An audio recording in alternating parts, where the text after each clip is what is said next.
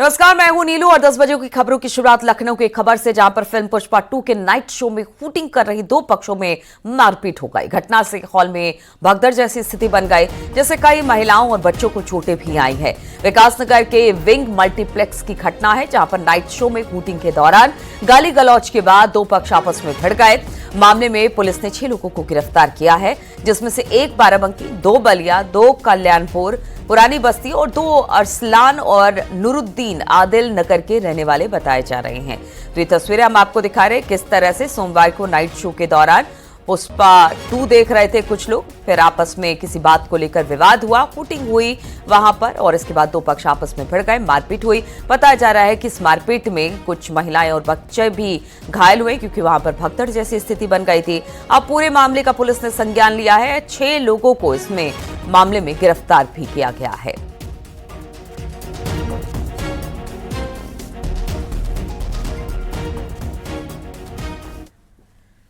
पीलीभीत से खबर है, जहां पर ढाबे पर चाय पीने गए एक व्यक्ति पर कार सवार लोगों ने फायरिंग शुरू कर दी। जानलेवा हमले में बाल बच्चे पीड़ित की शिकायत पर पुलिस ने 3 आरोपियों को गिरफ्तार किया है।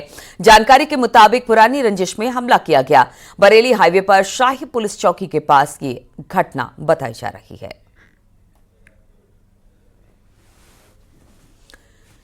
बदायूं में 4 साल की बच्ची के 7 अपहरण और रेप के आरोपी को पुलिस ने गिरफ्तार कर लिया। सोमवार को इस घटना में पुलिस ने अपहरण, पॉक्सो एक्ट और रेप की धाराओं में एफआईआर दर्ज की। पुलिस ने आरोपी पवन कश्यप को गिरफ्तार कर जेल भेज दिया। आरोपी बच्ची को टॉफी दिलाने के बहाने से घर से बुलाया गया और उसके बाद इस घटना को अंजाम दिया गया।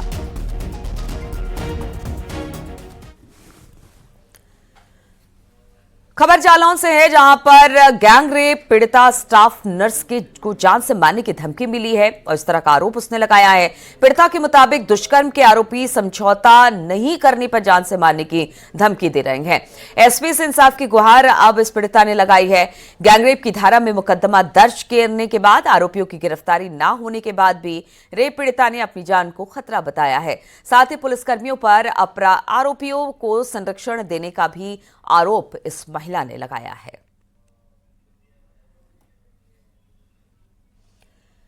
वाराणसी में पुलिस ने मस्जिद में लगे 220 लाउड स्पीकर को हटाया है। खुद साथ ही बारात में बजने वाले 50 डीजे जब्त किए हैं। वाराणसी में तीनों जोन में स्थित मस्जिदों से लाउड स्पीकर हटवाए गए हैं।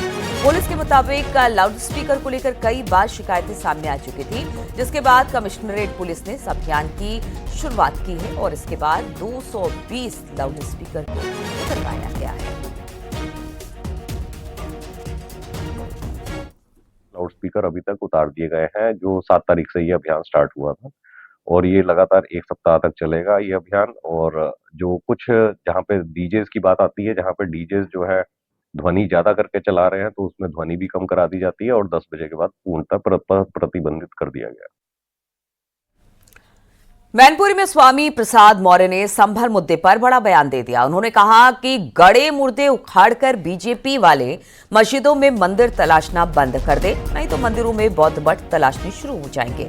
उन्होंने कहा कि बीजेपी लोगों को मंदिर मस्जिद में उलझाकर असल मुद्दों से ध्यान भटकाना चाहती है।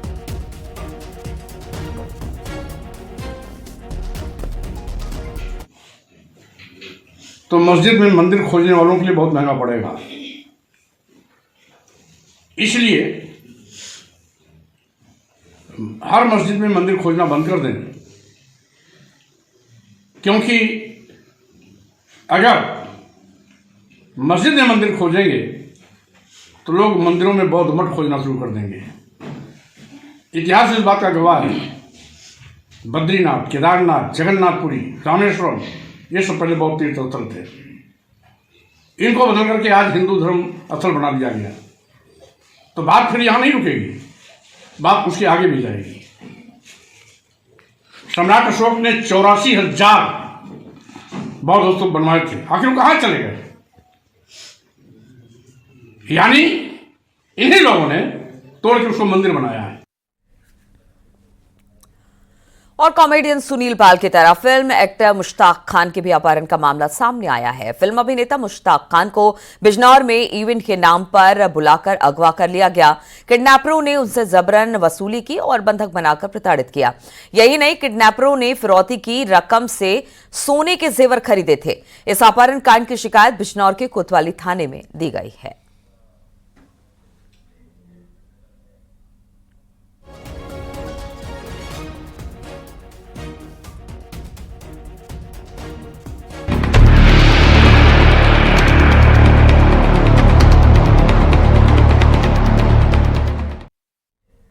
और जेल में बंद एसपी नेता आजम खान ने इंडिया गठबंधन के नेताओं पर मुस्लिम लीडरशिप को खत्म करने का आरोप लगाया।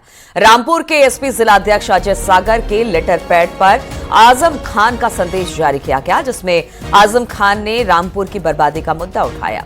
उन्होंने समाजवादी पार्टी पर सवाल उठाया कि जब रामपुर में जुल्म हो रहा था तब क्यों नहीं ये मुद्दा उतनी मजबूती से संसद में उठाया गया जितना संभल का मुद्दा आज उठाया जा रहा है।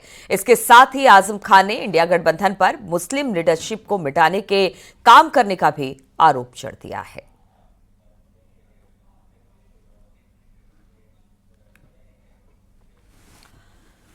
और लोकसभा चुनाव के ठीक पहले हुए राज्यसभा चुनाव में पार्टी की जमीन खिसकने वाली बागी विधायकों पर एसपी मेहरबान है। क्रॉस वोटिंग करने से लेकर लोकसभा चुनाव तक में एसपी के खिलाफ खुलकर प्रचार करने वाले विधायकों के खिलाफ पार्टी ने अब तक कार्रवाई नहीं की है। बागियों को समाजवादी पार्टी ने तो आधिकारिक तौर पर पार्टी से निकाला है, ना ही उनकी सदस्यता समाप्त करने के लिए विधानसभा में ही कोई याचिका दायर की है। फिलहाल पार्टी का तर्क है कि सदस्यता समाप्त करने के लिए पुख्ता सबूत जुटाए जा रहे हैं। देखिए जरा ये रिपोर्ट।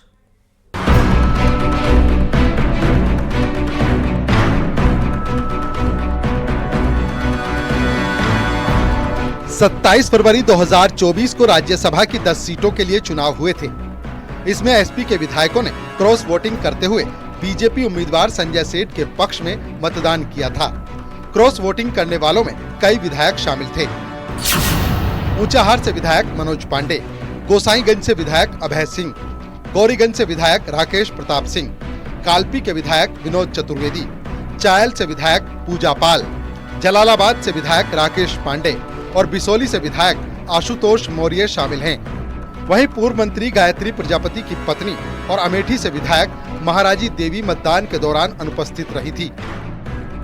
समाजवादी पार्टी लगातार दावा कर रही थी कि इनके खिलाफ कार्रवाई होगी। आज भी सबूत इकट्ठा करने की बात कही जा रही है। देखिए, समाजवादी पार्टी बागी विधायकों के संदर्भ में कानूनी राय ले रही है। जिस तरह से दल बदल कानून का में नियम है, कानून है, उनको लेके कुछ दिक्कतें जरूर हैं, लेकिन समाजवादी पार्टी जल्दी ही कानूनी राय लेके बागी विधायकों के खिलाफ कार्रवाई को आगे बढ़ाएगी। लोकसभा चुनाव के बाद भी बागियों पर कार्रवाई की बात हुई थी, लेकिन मामला ठंडा पड़ गया। यूपी विधानसभा में 16 दिसंबर से शीतकालीन सत्र है। महज क्रॉस वोटिंग ही सदस्यता खत्म करने का आधार नहीं बन सकती, जब तक सदस्यों ने सदन के भीतर पार्टी व्हिप का उल्लंघन न किया हो। वहीं पार्टी से बाहर इसलिए नहीं निकाला जा रहा क्योंकि इससे बागी विधायकों को दल बदल कानून के दायरे से बाहर निकलने का एक आधार मिल जाएगा। कांग्रेस के कमज़ोर होने के कारण वो ज़मीन समाजवादी पार्टी के लिए बिल्कुल खाली नज़र आती है। ऐसे में शायद पार्टी ये नहीं चाहती कि वो अपने बागी विधायक या सांसद या इस तरह के नेताओं के खिलाफ कोई कार्रवाई करके पार्टी के अंदर ही एक और मोर्चा खोल ले, जिससे पार्टी में या तो कमज़ोरी आए या लोगों में कुछ सुगबुगाहट हो, कुछ लोग पार्टी छोड़ने का मन बना लें। एसपी जिन विधायकों के खिलाफ कार्रवाई चाहती है, उसके लिए वो लोकसभा चुनाव समेत बाकी राजनीतिक गतिविधियों में उनकी भूमिका को आधार बनाएगी। बागी विधायक बीजेपी के राजनीतिक मंचों पर नजर आए थे। हालिया उपचुनाव में भी कुछ विधायकों ने खुलकर प्रचार किया था। सूत्रों की माने तो कार्रवाई के लिए फाइल तैयार की गई थी, लेकिन अब तक इसे आगे नहीं बढ़ाया जा सका है। समाजवादी पार्टी अपने बागी विधायकों के खिलाफ कार्रवाई में सुस्त नजर आ रही है। समाजवादी पार्टी ने दावा किया था कि जिन लोगों ने राष्ट्रपति चुनाव में पार्टी के खिलाफ जाकर वोट कास्ट किया है, उनके खिलाफ कार्रवाई की जाएगी। पार्टी दावा करती है कि उन तमाम लोगों के खिलाफ अभी भी सबूत इकट्ठा किए जा रहे हैं, लेकिन सवाल यही खड़ा हो रहा है कि आखिर वो सबूत कब इकट्ठा होंगे और समाजवादी पार्टी कार्रवाई कब तक करेगी। कैमरा पर्सन रवि के साथ अलाउद्दीन, न्यूज़ 18 लखनऊ।